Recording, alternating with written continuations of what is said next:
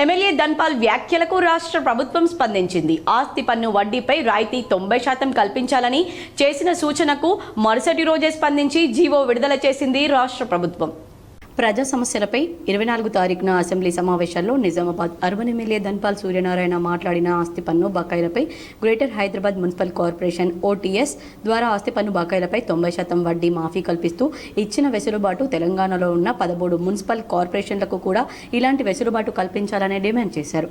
దీని ద్వారా మున్సిపల్ కార్పొరేషన్లో ఆదాయాన్ని పెంచుకోవచ్చని సూచించి డిమాండ్కు రాష్ట్ర ప్రభుత్వం స్పందిస్తూ మున్సిపల్ కార్పొరేషన్లకు వన్ టైం సెటిల్మెంట్ కింద ఆస్తి పన్ను బకాయిలపై 90% వడ్డీ మీద రాయితీ ఇవ్వడానికి రాష్ట్ర ప్రభుత్వం నిర్ణయం తీసుకుని 25 తారీఖున రాత్రి ఒక జీవో విడుదల చేసింది.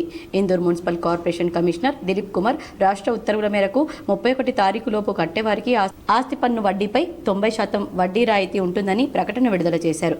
రాష్ట్రంలో మున్సిపల్ కార్పొరేషన్లో ప్రజలందరూ ఎదుర్కొంటున్న సమస్యను అసెంబ్లీలో ప్రస్తావించి సమస్య పరిష్కారం అయ్యేలా గలం వినిపించిన ఎమ్మెల్యే పట్ల హర్షం వ్యక్తం చేశారు.